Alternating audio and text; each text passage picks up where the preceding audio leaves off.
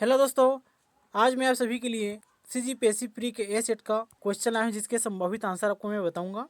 यह बाकी सेट के लिए भी लागू है दोस्तों, क्योंकि क्वेश्चन का केवल क्रम चेंज हुआ है, क्वेश्चन नहीं। तो देखिए, हमारा पहला प्रश्न है, छत्तीसगढ़ ओलंपिक 2022 के आयोजन के संदर्भ में निम्नलिखित को सुमेलित कीजिए। तो देखिए, जो राजीव युवा मैदान क्लब है, ये 6 अक्टूबर से 11 अक्टूबर में हुआ था। जो जोन स्तर का जो खेल है ये कब हुआ था? तो 15 अक्टूबर से 20 अक्टूबर। और जो विकास खंड स्तर का खेल है ये कब हुआ था? तो 27 अक्टूबर से 10 अक्टूबर। और जो जिला स्तर का हुआ था ये कब हुआ था?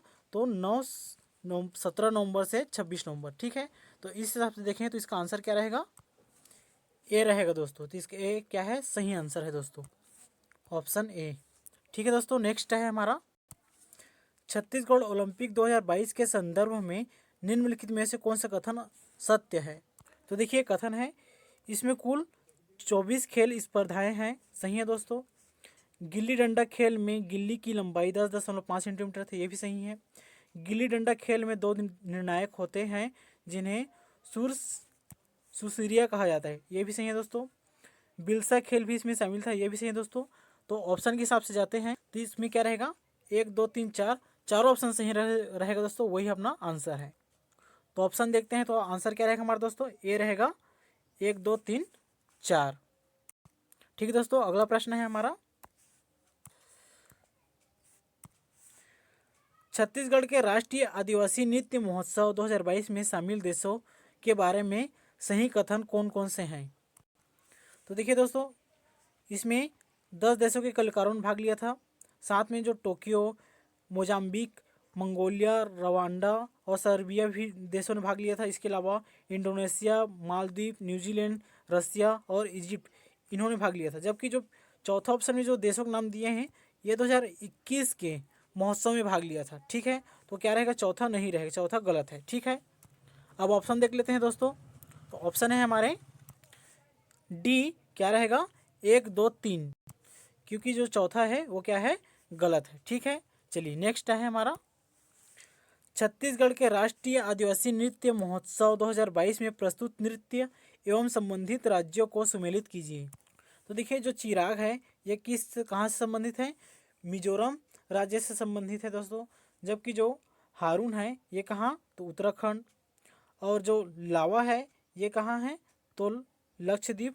और जो ढोलू कुनिया है ये कहाँ से संबंधित है? कर्नाटक से संबंधित है दोस्तों। अब ऑप्शन की ओर बढ़ते हैं, ऑप्शन में क्या दिया है? तो ऑप्शन के हिसाब से जाते हैं दोस्तों, क्या रहेगा हमारा?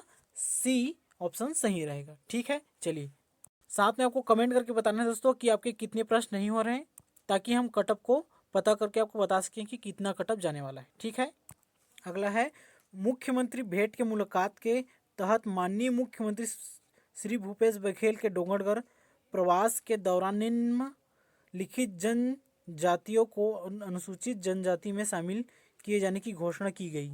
तो देखिए दोस्तों, जो पारधी है केवल इन्हीं को अनुसूचित जनजाति में शामिल करने की घोषणा की गई थी। तो इसका आंसर क्या रहेगा? केवल 2। तो इसका आंसर है दोस्तों सी, केवल 2। ठीक है, चलिए अगला प्रश्न है, 4 जुलाई 2022 तक भूया पोर्टल में कुल कितने व्यक्तिगत वन अधिकार पत्र अपलोड किए गए हैं? तो देखिए दोस्तों, इसका आंसर क्या रहेगा? ए रहेगा, 1,83,604। अब पीएससी इसका क्या आंसर लेगा, इसका कंफर्म नहीं बोल सकते दोस्तों, इसमें संदेह है, लेकिन आंसर क्या रहेगा? ए रहेगा। चलिए अगला है, माननीय मुख्यमंत्री द्वारा भेंट मुलाकात कार्यक्रम के दौरान राजनांदगांव विधानसभा क्षेत्र में भेंट मुलाकात कार्यक्रम आयोजन कब किया गया? तो देखिए दोस्तों, 22 नवंबर को भेंट मुलाकात किया गया था। ठीक है दोस्तों, तो चलिए अगला प्रश्न है, पूर्व आरबीआई गवर्नर श्री रघु राम राजन ने गोधन न्याय योजना 2022 में किस गौठान का भ्रमण किया? तो देखिए दोस्तों, इन्होंने नवागांव ला का दौरा किया था। तो इसका आंसर रहेगा सी।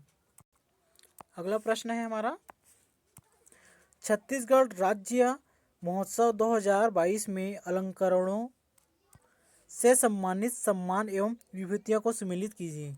तो देखिए, पंडित लखनलाल मिश्र सम्मान यह किसको मिला था? तो यह लक्ष्मी प्रसाद जायसवाल को मिला था। ठीक है, जबकि जो गुंडाधुर सम्मान है यह अमितेश मिश्रा को मिला था। जबकि जो घासीदास सम्मान है ये किन्हें मिला था, तो खेमचंद भारती को मिला था। और ठाकुर प्यारेलाल जो सम्मान है ये अशोक अग्रवाल को मिला था दोस्तों। ऑप्शन देख लेते हैं इस हिसाब से क्या रहेगा ऑप्शन में। तो ये देखिए ऑप्शन आपके सामने है, तो इसका आंसर रहेगा दोस्तों बी, इसका करेक्ट आंसर रहेगा दोस्तों। ठीक है, चलिए छत्तीसगढ़ के बजट 2022 के अनुसार वर्ष 2021-22 के लिए छत्तीसगढ़ के जीएसडीपी के क्षेत्रवार घटक निम्नलिखित हैं। तो देखिए दोस्तों, जो कृषि क्षेत्र है इसमें 20% की लाभ हुआ था दोस्तों। ठीक है, जबकि जो उत्पादन एवं सब्सिडी अंतर है ये कितना रहेगा, इसका 7% रहेगा दोस्तों। ठीक है, और जबकि जो सेवा क्षेत्र है यह कितना है, तो यह 33% है दोस्तों। ठीक है, जो उद्योग क्षेत्र है इसका सर्वाधिक कितना है, 40% है। तो अभी इस हिसाब से ऑप्शन देख लेते हैं दोस्तों। ऑप्शन में है हमारे, तो देखिए ऑप्शन बी हमारा सही आंसर है दोस्तों। चलिए अगले प्रश्न की ओर बढ़ते हैं दोस्तों। यदि आपको प्रश्न कटे हुए देखें तो आप अपने प्रश्न पुस्तिका से देख सकते हैं। चलिए मैं आपको बताता हूँ। ई गवर्नेंस के संबंध में सूचना और प्रौद्योगिकी अधिनियम 2000 के निम्नलिखित प्रावधानों को सम्मिलित कीजिए। तो देखिए, जो रिकॉर्ड की कानूनी मान्यता यह धारा 4 से संबंधित है, जबकि इलेक्ट्रॉनिक हस्ताक्षरों की कानूनी मान्यता धारा 5 से संबंधित है दोस्तों। सरकार और उसकी एजेंसियों में इलेक्ट्रॉनिक रिकॉर्ड और इलेक्ट्रॉनिक हस्ताक्षर का उपयोग धारा 5 में लिखा है, जबकि इलेक्ट्रॉनिक राजपत्र में नियम विनिमय आदि का जो प्रकाशन है यह धारा 8 में लिखा गया है दोस्तों। ठीक है दोस्तों, तो इस हिसाब से हमारा आंसर क्या रहेगा दोस्तों, ऑप्शन बी हमारा सही आंसर रहेगा। ई गवर्नेंस में G2C से अभिप्राय है। तो देखिए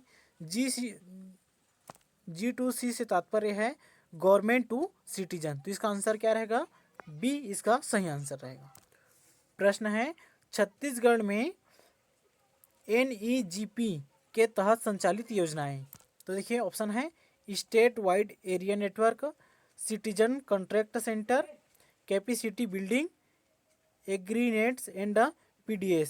तो 4 ऑप्शन क्या है दोस्तों, सही है। तो इस हिसाब से हमारा आंसर क्या रहेगा, डी 1 2 3 4। छत्तीसगढ़ में घोषित अनुसूचित क्षेत्र के संबंध में निम्नलिखित में से कौन सा सही है। तो देखिए दोस्तों, रायगढ़ के अलावा जो बाकी जो जिले दिए गए हैं ऑप्शन में वो क्या है, अनुसूचित है। तो रायगढ़ जिला क्या है, नहीं है। तो क्या रहेगा, 1 2 और 4 क्या है अपना सही आंसर है। और ऑप्शन के साथ जाएँ तो डी हमारा क्या रहेगा, 1 2 और 4। ठीक है, अगला है छत्तीसगढ़ के आयोग के संदर्भ में निम्नलिखित को सुमेलित कीजिए। तो देखिए, ठाकुर प्यारेलाल ग्रामीण विकास संस्थान का उद्घाटन 2005 में हुआ था। राज्य अल्पसंख्यक आयोग का गठन 2001 में हुआ था। साथ में आदिम जाति अनुसंधान एवं प्रशिक्षण संस्थान की जो स्थापना है कब हुआ था, 2004 में हुआ था। जबकि राज्य उर्दू अकादमी की स्थापना की अधिसूचना यह कब हुआ था, 2003 में हुआ था। और ऑप्शन की बात करें तो हमारा ऑप्शन बी हमारा सही आंसर रहेगा। ठीक है, चलिए अगला प्रश्न है, ब्रिटिश शासन के रिकॉर्ड के अनुसार निम्नलिखित में से कौन सी ताहूदारी कैप्टन सैंडिस ने निर्मित की थी। तो देखिए दोस्तों, मेरे अनुसार जहाँ तक मेरी जानकारी है सैंडिस के द्वारा इन चारों का निर्माण नहीं किया गया था।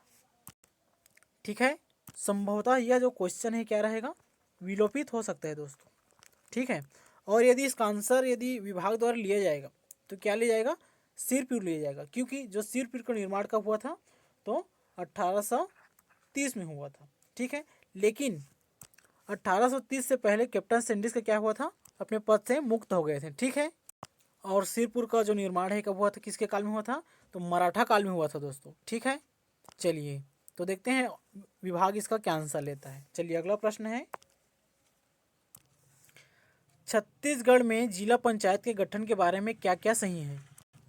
तो देखिए, निर्वाचन क्षेत्रों से निर्वाचित सदस्य करेक्ट है दोस्तों। लोकसभा के ऐसे समस्त सदस्य जो कि संसदीय निर्वाचित क्षेत्रों का प्रतिनिधित्व करते हैं पूर्णतः या अंशतः जिले के भाग हैं, यह भी सही है दोस्तों। छत्तीसगढ़ राज्य से निर्वाचित राज्यसभा के समस्त ऐसे सदस्य जिनका नाम जिले के ग्राम पंचायत क्षेत्र की मतदाता सूची में आया हो, यह भी क्या है दोस्तों, सही है। चौथा ऑप्शन है लोकसभा के ऐसे सदस्य और राज्य विधानसभा के ऐसे सदस्य जिनका निर्वाचन क्षेत्र पूर्णतः नगरीय क्षेत्र है। तो देखिए दोस्तों, क्वेश्चन पंचायती क्षेत्र से है, इसमें नगरीय क्षेत्र दे दिया, तो चौथा क्या रहेगा, गलत रहेगा। तो इस हिसाब से हमारा आंसर क्या रहेगा, 1 2 3 तीनों सही रहेगा, तो आंसर रहेगा बी ऑप्शन सही रहेगा। ठीक है, केवल 1 2 3। नेक्स्ट है जनजातीय विकास प्रशासन में मांडा के अंतर्गत क्षेत्र शामिल है। तो देखिए दोस्तों, जो गोरेला है यह शामिल नहीं है, जबकि जो बाकी तीनों जिले हैं बलौदाबाजार, नचनिया और कवर्धा तीनों शामिल हैं। तो इसका आंसर रहेगा सी, केवल 1 2 3। अगला प्रश्न है जनगणना 2021 के अनुसार छत्तीसगढ़ का लगभग कितना क्षेत्र आदिवासी उपयोजना क्षेत्र के अंतर्गत आता है। तो देखिए दोस्तों, इसका आंसर है बी, 88,000 वर्ग किलोमीटर। यह संभावित आंसर है दोस्तों, इसका मैं 100% नहीं बोल सकता, देखते हैं कि विभाग इसका क्या आंसर लेता है। ठीक है, अगला प्रश्न है नवनिर्मित मनेन्द्रगढ़ चिरमिरी भरतपुर जिला राज्य की किस दिशा में स्थित है। तो देखिए दोस्तों, जो यह जिला है, ठीक है, एमसीबी, यह कहाँ है, सरगुजा जिले में, जो कोरिया का यह जो क्षेत्र है इस जिले क्षेत्र से अलग हुआ है। तो ये हमारा उत्तर हो गया, ये दक्षिण हो गया, ये अपना हो जाएगा पश्चिम, ये हो जाएगा आपका पूर्व। तो देखिए इस क्षेत्र में बसा हुआ है कौन, मनेन्द्रगढ़ चिरमिरी भरतपुर, तो क्या रहेगा उत्तर पश्चिम क्षेत्र में। तो इसका आंसर रहेगा सी, उत्तर पश्चिम। अगला प्रश्न है छत्तीसगढ़ की रिहंद एवं मांड नदियों का उद्गम स्थल है। तो देखिए दोस्तों, ऑप्शन ए चिल्की घाटी, ऑप्शन बी मैकाल पर्वत, ऑप्शन सी मैनपाट। तो देखिए जो ये दोनों नदी हैं, ठीक है, ये दोनों सरगुजा की हिस्सा है, तो इस हिसाब से इसका आंसर विभाग किसको लेगा, मैनपाट को लेगा, क्योंकि जो मान नदी है, मान नदी, इसका जो उद्गम क्षेत्र है वो क्या है, मैनपाट है, जबकि लेकिन जो रिहंद नदी है इसका जो उद्गम क्षेत्र है वो मैनपाट नहीं है। ठीक है, तो इसका आंसर या तो सी लेगा या डी लेगा दोस्तों।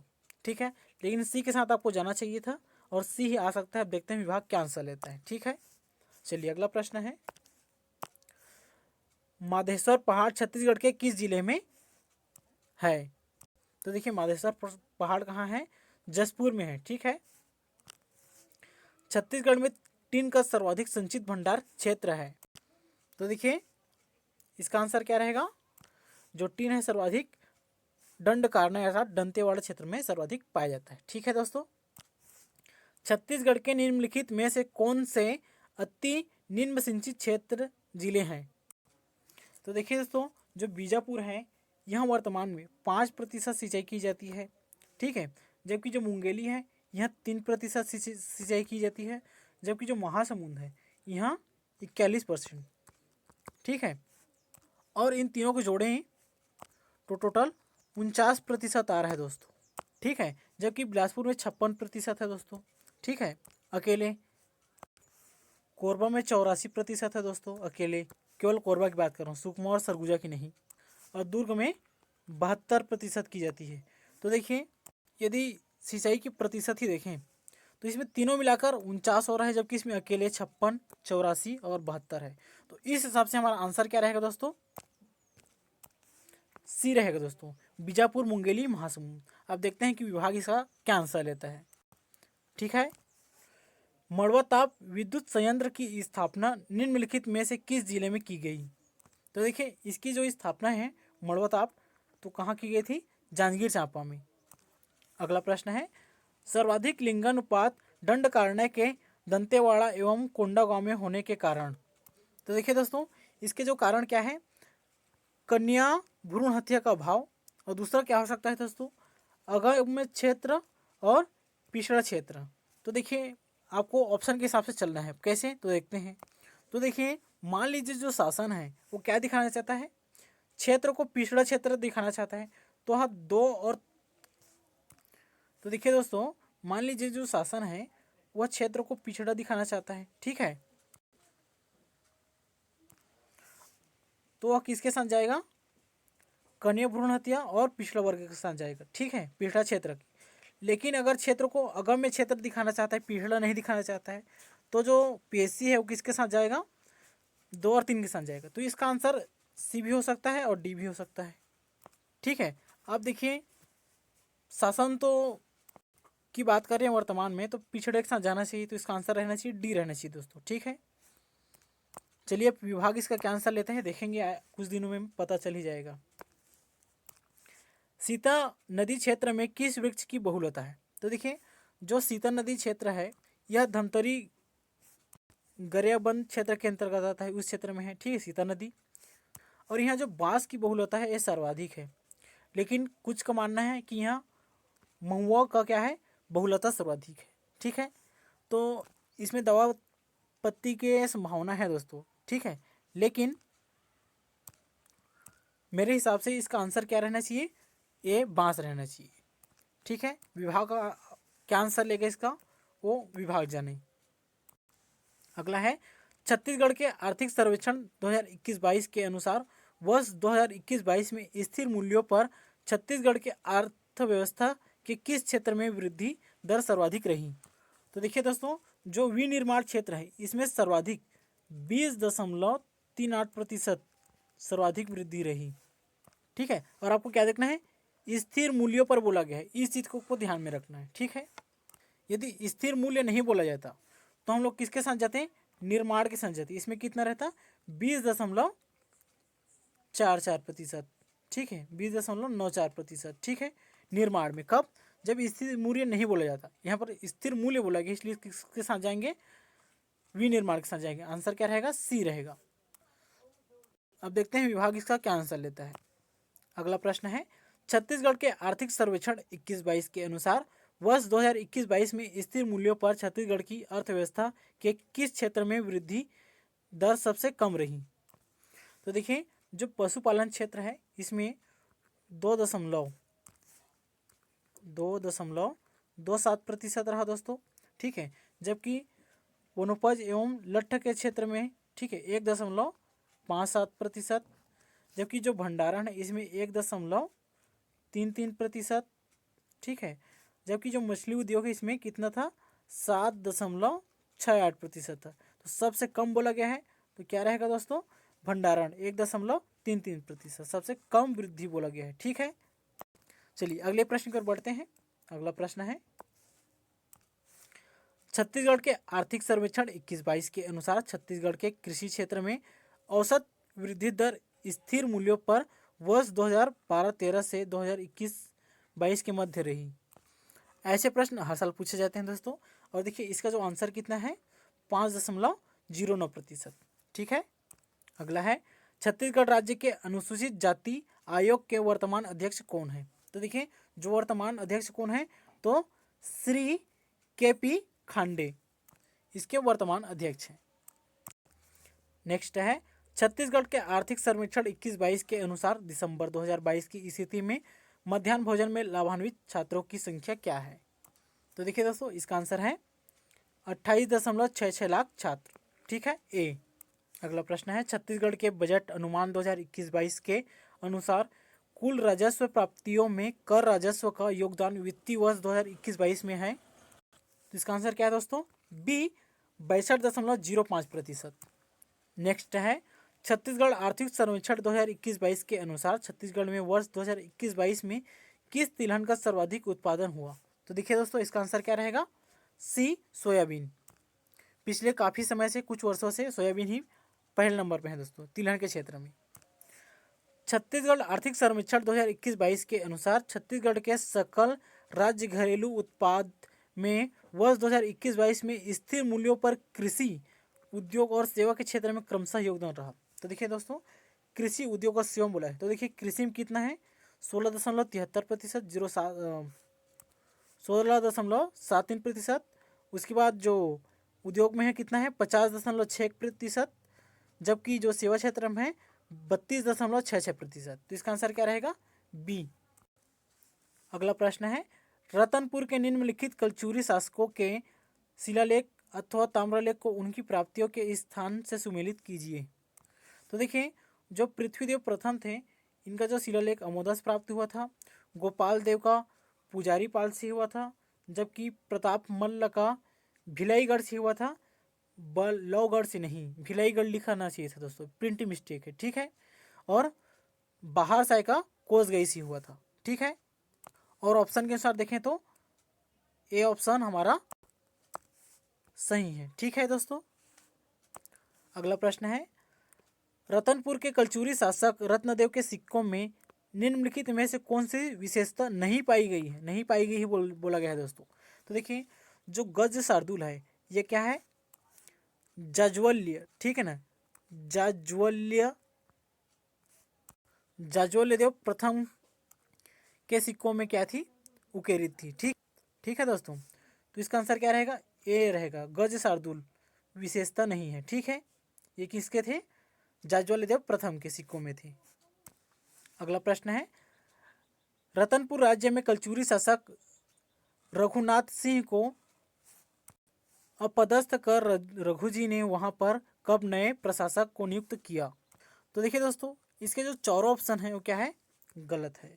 तो यह जो प्रश्न है क्या है, विलोपित हो सकता है, ठीक है, विलोपित होना ही है दोस्तों, क्योंकि कलचुरी की बात की गई है। और कलचुरी कब तक था, तो देखिए रतनपुर में 1741 तक था, ठीक है। और रायपुर में कब तक था, तो 1750 तक था, ठीक है। उसके बाद कलचुरी का अस्तित्व खत्म हो गया था छत्तीसगढ़ से। प्रशासन की बात करें तो यदि इसका ऑप्शन क्या रहता दोस्तों, 1741 या 1745 रहता, तब जाकर इसका आंसर क्या रहता, सही रहता, ठीक है। अगला प्रश्न है, बस्तर रियासत के भूमकाल विद्रोह के निम्नलिखित घटनाओं को तिथि से सुमेलित कीजिए। तो देखिए, जो विद्रोह की घोषणा है यह कब हुआ था, अक्टूबर 1909 में हुआ था। जबकि जो कुकारानार पर आक्रमण कब हुआ था, तो देखिए दोस्तों, यह हुआ था 4 फरवरी 1910 को हुआ था, ठीक है। जबको मौर्य राज की जो घोषणा है यह कब हुआ था, तो 7 फरवरी 1910 को। और रानी सुब्रम कुमार की गिरफ्तारी कब हुआ था, तो मार्च 1910 को हुआ था, ठीक है। और ऑप्शन के साथ जाएं तो दोस्तों हमारा ऑप्शन क्या रहेगा, बी हमारा सही आंसर रहेगा। अगला प्रश्न है, ई राघवेंद्र राव प्रथम बार मध्य प्रांत एवं बरार के कब मुख्यमंत्री बने। तो देखिए, फरवरी 1927 में, ठीक है, मुख्यमंत्री बने थे। तो इसका आंसर रहेगा बी।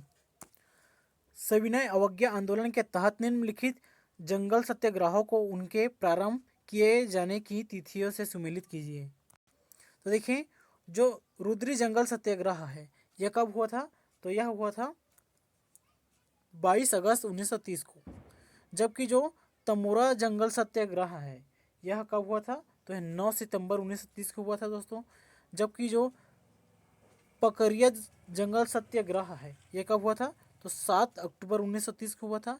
जबकि जो पौड़ी जंगल सत्याग्रह है यह कब हुआ था दोस्तों, तो जुलाई 1930 में हुआ था। और इसका आंसर क्या दिया है इसमें, 3 अगस्त को दे दिया है। तो देखिए, सही क्या है, जुलाई रहना चाहिए था, लेकिन इसमें अगस्त दे दिया, तो आपको अगस्त के साथ जाना पड़ेगा। और ऑप्शन की बात करें तो इस हिसाब से हमारा ऑप्शन क्या रहेगा, सी हमारा करेक्ट आंसर रहेगा। अगला प्रश्न है, राजनांदगांव रियासत के शासक महंत घासीदास को ब्रिटिश शासन ने शासक होने का संद कब प्रदान किया था। तो कब किया था, तो 1865 में किया था, ऑप्शन बी। नेक्स्ट है, भक्ति आंदोलन के प्रसिद्ध संत वल्लभाचार्य का जन्म छत्तीसगढ़ के किस स्थान में हुआ था। तो इनका जन्म चंपारण में हुआ था दोस्तों, ठीक है, रायपुर अभरपुर, ठीक है। अगला है, वायु पुराण में महानदी का पौराणिक नाम क्या है। तो क्या है दोस्तों, नीलोत्पला। अगला प्रश्न है, बस्तर की कंकेर घाटी में निम्नलिखित में से कौन सा जलप्रपात स्थित नहीं है। तो देखिए दोस्तों, स्थित नहीं है बोला गया है। तो देखिए, जो खुरसेल है यह कहाँ है, तो यह नारायणपुर में है, ठीक, नारायणपुर में है। जबकि यहाँ क्या बोला है, बस्तर की कंकेर घाटी में बोला गया है। तो जो खुरसेल है नारायणपुर में स्थित है। तो क्या है, इसका आंसर रहेगा सी, स्थित नहीं है बोला गया है, ठीक है। चलिए अगला प्रश्न है, 3 माह तक चलने वाला त्यौहार बाली बरब बाली बरब किस जनजाति में मनाया जाता है? तो देखिए दोस्तों, ये बाली परब नहीं, बाली परब है। रहने के लिए क्या रहना चाहिए था? बाली परब रहना चाहिए। तो बाली परब बोला जा रहा है तो क्या रहेगा? आंसर रहेगा डी हलवा रहेगा। किंतु देखिए, जो ये तो त्यौहार है साथ में भद्रा में भी मनाया जाता है, ठीक है।